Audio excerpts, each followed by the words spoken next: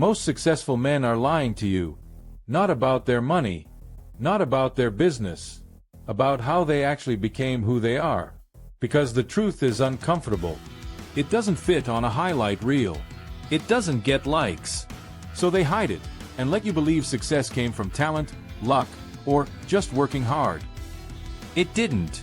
There are habits, quiet, unglamorous, almost boring habits, that separate the men who command respect from the men who spend their whole lives asking for it, and the men who have them almost never talk about them. Not because they're secret, because admitting to them would expose how ordinary the path to extraordinary actually is. By the end of this video, you'll know exactly what those habits are, and why the moment you start practicing even one of them, people will start treating you differently before you say a single word. Here's the pain almost every man in this audience feels, even if he won't say it out loud. You work hard. You show up. You try to do the right thing. And somehow, other men who don't seem smarter, don't seem more talented, end up more respected, more trusted, more listened to. It feels unfair. It feels random. It's not random. It's mechanical. Respect, discipline, and success follow patterns. Psychological patterns that operate whether you understand them or not. The men who win aren't playing a different game. They're playing the same game with rules you were never taught. Today you're going to learn 7 of those rules. Real psychology. Real examples. No fluff, no cliches. Just the hidden architecture behind the men you admire. Let's start with the one that changes everything else on this list. Successful men treat their word as sacred. Not because they're morally superior, because they understand something most men never figure out. Every broken promise, even a small one, is a tiny withdrawal from your own credibility account. Say, "I'll call you back," and don't. Say, "I'll be there at 7," and show up at 7:20. Individually, these feel harmless. Psychologically, they're catastrophic. Every time your word doesn't match your action, the people around you quietly recalibrate how much weight to give your future words. And once that recalibration happens, it rarely reverses. Think about the most respected man in your life. A mentor, a boss, a father figure. Chances are, you can't remember him breaking a promise. Not because he never faced the temptation. Because he understood that his word was his currency, and he refused to spend it carelessly. Military leaders are trained on this exact principle. In special operations units, a commander's authority isn't built on rank. It's built on a track record of doing exactly what he said he would do, under pressure, every time. That track record is what makes men willing to follow him into situations where hesitation gets people killed. You don't need combat to apply this. You need to stop saying things you don't mean. But protecting your word is only the foundation. What you do when nobody's watching is where the real separation happens. Here's something almost nobody tells you. The version of discipline that builds real strength is invisible. Waking up at 5 a.m. because you posted about it is not discipline. It's performance. Real discipline is the version nobody claps for. The workout you do when you're exhausted and no one will ever know if you skipped it. The temptation you decline in a room with no witnesses. Psychologists call this the difference between intrinsic and extrinsic motivation. Extrinsic motivation, doing something for recognition, collapses the moment the audience disappears. Intrinsic motivation, the kind built in private, is the only kind that survives hardship, because it was never dependent on anyone watching in the first place. Think about elite athletes. The ones who dominate for a decade, not just a season, almost universally describe the same thing. Thousands of hours of unfilmed, unglamorous repetition. Nobody was in the gym at 4 a.m. except them. That's not a coincidence. That's the mechanism. Here's the uncomfortable part. If you only feel motivated when someone's watching, you don't have discipline yet. You have a performance. And performances end the second the spotlight moves.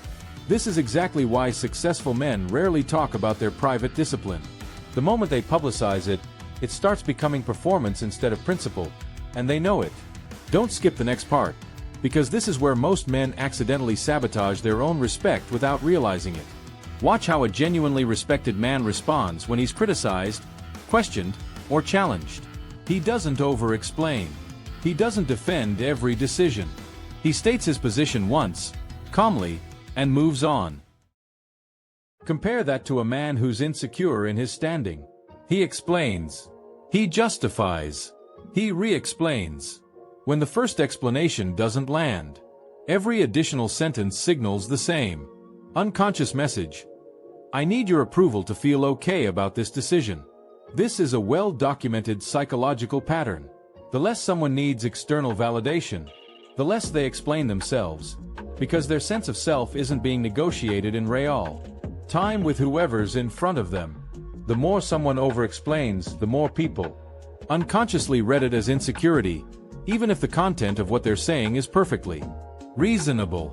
Business leaders who negotiate at the highest levels use this constantly. They state a number, a boundary, or a decision once, and then let silence do the work. The silence isn't awkward too. It's leverage. Because the man who feels compelled to fill the silence with more justification is, by definition, the one who's more uncomfortable, and discomfort signals weaker position. This doesn't mean becoming cold or unwilling to communicate. It means understanding that repetition and over-justification don't build credibility. They erode it. But here's where it gets more interesting, because the habit that follows this one is the one almost nobody expects. Most men think respect comes from winning every argument, every confrontation, every disagreement. It doesn't. It comes from knowing which ones are worth having at all. Every time you engage in a pointless argument, online, at a family dinner, with a stranger who was never going to change their mind, you're spending energy and attention that could have gone toward something that actually moves your life forward. Worse, you're signaling that you can be pulled into conflict by anyone, at any time, over anything. There's a principle from classical military strategy that applies perfectly here. You don't fight every battle the enemy offers you. You fight the ones that matter on ground you choose at a time that benefits you. Everything else you let go. Successful men apply this constantly, often without even framing it that way.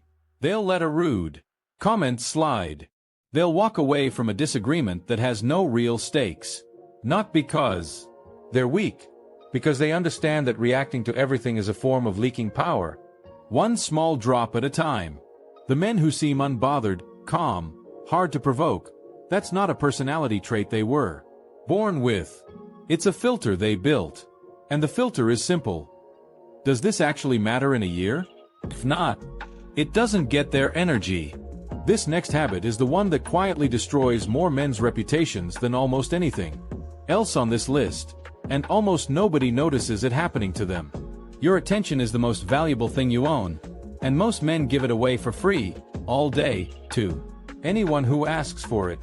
Every notification you respond to instantly. Every conversation you let derail your focus. Every hour spent consuming content instead of building something. These aren't neutral choices. They're a slow transfer of your most valuable resource to other people's priorities. Here's the psychological reality. Attention is the raw material of everything you'll ever accomplish. Discipline, skill, wealth, relationships. All of it requires sustained, undivided attention over time. A man whose attention is fragmented across 50 inputs a day cannot build anything of substance, no matter how intelligent or motivated he is. Look at the men who build serious businesses, master serious skills, or reach elite levels in anything. Almost universally, they describe periods of intense, protected focus, hours where the phone is off, the door is closed, and nothing gets in. That's not an accident of scheduling. That's a decision, defended aggressively, often at the cost of looking rude or unavailable to people who don't understand it. This is uncomfortable to hear because it means the constant availability you think makes you a good friend, a good employee, a good partner, is often the exact thing preventing you from becoming the version of yourself that would make all of those relationships better. Guard your attention like it's the only currency you have left, because it is. We're closing in on the most important part of this video, the habit that ties every single one of these together. There's a specific kind of man who announces every goal, every plan, every ambition before he's done any of the work. He tells everyone he's about to start the business, get in shape, change his life. And then, 6 months later, nothing's changed, except now everyone quietly knows he doesn't follow through. There's real psychology behind why announcing goals early can actually sabotage them. When you tell people about an intention, your brain registers a small hit of social recognition. Immediately, as if the goal were already partially achieved. That premature satisfaction can quietly reduce the internal drive needed to actually do the work. Successful men tend to do the opposite instinctively. They stay quiet about what they're building until the results are undeniable. Not out of secrecy for its own sake, out of understanding that talk is cheap, and results are the only form of communication that can't be faked. Think about the businessman who never mentioned he was starting a company until it was already profitable. The friend who never said he was getting in shape until he showed up 40 pounds lighter. That silence isn't arrogance. It's strategy. It removes the temptation to seek approval before the work is finished, and it makes the eventual result hit twice as hard, because nobody saw it coming. This is the habit that ties everything together, and it's the one final lesson that makes all the others make sense. Every habit in this video shares one thing in common. None of them are visible in the moment. Keeping your word, staying disciplined alone, holding your tongue, choosing your battles, protecting your attention, staying quiet until the results speak. All of it happens in private, long before anyone else sees the outcome. That's the part successful men rarely explain, because it sounds almost too simple to be the secret. There is no shortcut. There is no trick. There is only the accumulation of small, unseen decisions, repeated until they become who you are. The man who commands a room without raising his voice built that presence in 1,000 quiet moments nobody filmed. The habits were never the exciting part. They were just consistent. Here's what this all comes down to. Respect isn't given to the man who demands it. It's given to the man whose private habits have already made him undeniable, long before he ever needs to prove anything to anyone. You don't need permission to start. You don't need an audience. You need one decision, made consistently, in the moments nobody's watching. That's the real secret successful men never reveal. Not because it's hidden, but because it's too simple for most men to believe it's enough. Start today. Start quietly. Let the results speak when they're ready. If you want to become the kind of man people naturally respect, subscribe now. Because every week, we break down the psychology of confidence, discipline, and success, and give you the tools nobody else is willing to explain.